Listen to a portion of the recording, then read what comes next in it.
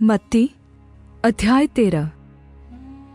उसी दिन यीशु घर से निकलकर झील के किनारे जा बैठा और उसके पास ऐसी बड़ी भीड़ इकट्ठी हुई कि वह नाव पर चढ़ गया और सारी भीड़ किनारे पर खड़ी रही। और उसने उनसे दृष्टांतों में बहुत सी बातें कही। एक बोने वाला बीज बोने निकला। बोते समय कुछ बीज मार्ग के किनारे गिरे और पक्षियों ने आकर उन्हें चुग लिया। कुछ बीज पथरीली भूमि पर गिरे, जहाँ उन्हें बहुत मिट्टी न मिली, और नरम मिट्टी न मिलने के कारण वे जल्द उग आए। पर सूरज निकलने पर वे जल गए और जड़ न पकड़ने से सूख गए। कुछ बीज झाड़ियों में गिरे और झाड़ियों ने बढ़कर उन्हें दबा डाला। पर कुछ अच्छी भूमि पर गिरे और फल लाए, कोई 100 गुना, कोई 60 गुना, कोई 30 गुना। जिसके कान हो वह सुन ले। और चेलों ने पास आकर उससे कहा, तू उनसे दृष्टांतों में क्यों बातें करता है? उसने उत्तर दिया, तुमको स्वर्ग के राज्य की भेदों की समझ दी गई है, पर उनको नहीं। क्योंकि जिसके पास है उसे दिया जाएगा और उसके पास बहुत हो जाएगा, पर जिसके पास कुछ नहीं है उससे जो कुछ उसके पास है वह भी ले लिया जाएगा। मैं उनसे दृष्टांतों में इसलिए बातें करता हूँ कि वे देखते हुए नहीं देखते और सुनते हुए नहीं सुनते और नहीं समझते। और उनके विषय में यशायाह की यह भविष्यवाणी पूरी होती है, तुम कानों से तो सुनोगे पर समझोगे नहीं, और आँखों से तो देखोगे पर तुम्हें न सूझेगा। क्योंकि इन लोगों के मन सुस्त हो गए हैं और वे कानों से ऊंचा सुनते हैं और उन्होंने अपनी आंखें मूंद ली हैं। कहीं ऐसा न हो कि वे आंखों से देखें और कानों से सुने और मन से समझें और फिर जाए और मैं उन्हें चंगा करूं। पर धन्य है तुम्हारी आंखें कि वे देखती हैं और तुम्हारे कान कि वे सुनते हैं। क्योंकि मैं तुमसे सच कहता हूँ कि बहुत से भविष्यद्वक्ताओं और धर्मियों ने चाहा कि जो बातें तुम देखते हो देखें पर न देखी, और जो बातें तुम सुनते हो सुने पर न सुनी। अब तुम बोने वाले का दृष्टांत सुनो। जो कोई राज्य का वचन सुनकर नहीं समझता, उसके मन में जो कुछ बोया गया था उसे वह दुष्ट आकर छीन ले जाता है। यह वही है जो मार्ग के किनारे बोया गया था। और जो पथरीली भूमि पर बोया गया, यह वह है जो वचन सुनकर तुरंत आनंद के साथ मान लेता है, पर अपने में जड़ न रखने के कारण वह थोड़े ही दिन रह पाता है। और जब वचन के कारण क्लेश या उत्पीड़न होता है तो तुरंत ठोकर खाता है। जो झाड़ियों में बोया गया, यह वह है जो वचन को सुनता है, पर इस संसार की चिंता और धन का धोखा वचन को दबाता है और वह फल नहीं लाता। जो अच्छी भूमि में बोया गया, यह वह है जो वचन को सुनकर समझता है और फल लाता है, कोई 100 गुना, कोई 60 गुना, कोई 30 गुना। यीशु ने उन्हें एक और दृष्टांत दिया। स्वर्ग का राज्य उस मनुष्य के समान है जिसने अपने खेत में अच्छा बीज बोया। पर जब लोग सो रहे थे तो उसका बैरी आकर गेहूं के बीच जंगली बीज बोकर चला गया। जब अंकुर निकले और बालें लगी तो जंगली दाने के पौधे भी दिखाई दिए।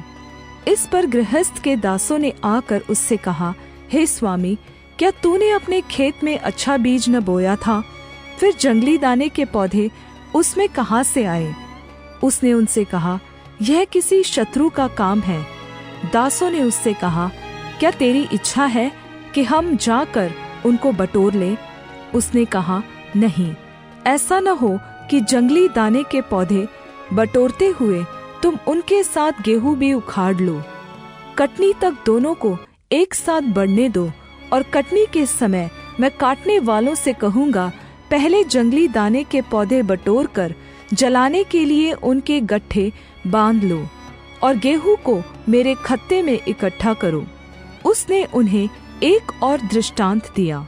स्वर्ग का राज्य राई के एक दाने के समान है, जिसे किसी मनुष्य ने लेकर अपने खेत में बो दिया। वह सब बीजों से छोटा तो है, पर जब बढ़ जाता है तब सब साग पात से बड़ा होता है और ऐसा पेड़ हो जाता है कि आकाश के पक्षी आकर उसकी डालियों पर बसेरा करते हैं। उसने एक और दृष्टांत उन्हें सुनाया। स्वर्ग का राज्य खमीर के समान है, जिसको किसी स्त्री ने लेकर 3 पसेरी आटे में मिला दिया, और होते होते वह सब खमीर हो गया। ये सब बातें यीशु ने दृष्टांतों में लोगों से कही, और बिना दृष्टांत वह उनसे कुछ न कहता था, कि जो वचन भविष्यद्वक्ता के द्वारा कहा गया था वह पूरा हो। मैं दृष्टांत कहने को अपना मुंह खोलूंगा। मैं उन बातों को जो जगत की उत्पत्ति से गुप्त रही हैं प्रकट करूंगा। तब वह भीड़ को छोड़कर घर में आया, और उसके चेलों ने उसके पास आकर कहा, खेत के जंगली दाने का दृष्टांत हमें समझा दे। उसने उनको उत्तर दिया, अच्छे बीज का बोने वाला मनुष्य का पुत्र है। खेत संसार है, अच्छा बीज राज्य के संतान और जंगली बीज दुष्ट के संतान है। जिस शत्रु ने उनको बोया वह शैतान है। कटनी जगत का अंत है, और काटने वाले स्वर्गदूत है। अतः जैसे जंगली दाने बटोरे जाते और जलाए जाते हैं, वैसा ही जगत के अंत में होगा। मनुष्य का पुत्र अपने स्वर्गदूतों को भेजेगा, और वे उसके राज्य में से सब ठोकर के कारणों को और कुकर्म करने वालों को इकट्ठा करेंगे, और उन्हें आग के कुंड में डालेंगे। वहाँ रोना और दांत पीसना होगा।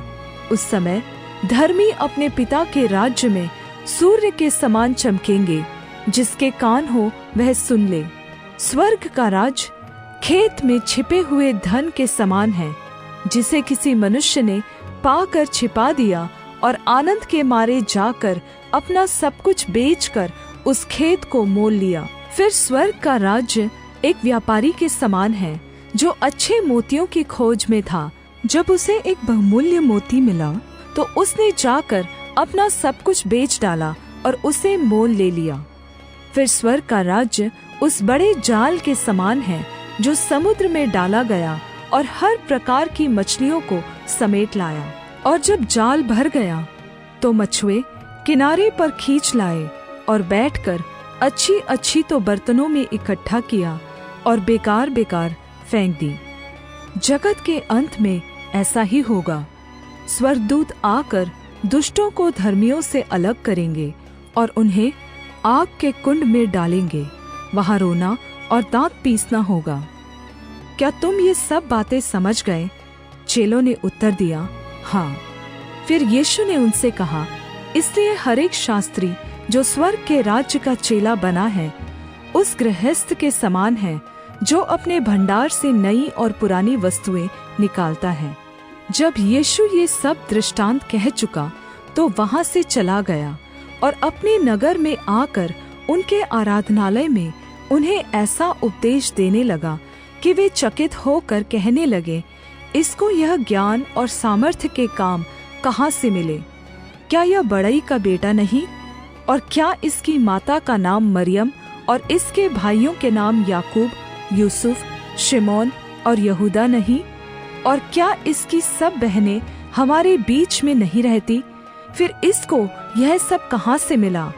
इस प्रकार उन्होंने उसके कारण ठोकर खाई। पर यीशु ने उनसे कहा, भविष्यद्वक्ता अपने नगर और अपने घर को छोड़ और कहीं निरादर नहीं होता। और उसने वहाँ उनके अविश्वास के कारण बहुत सामर्थ्य के काम नहीं किए।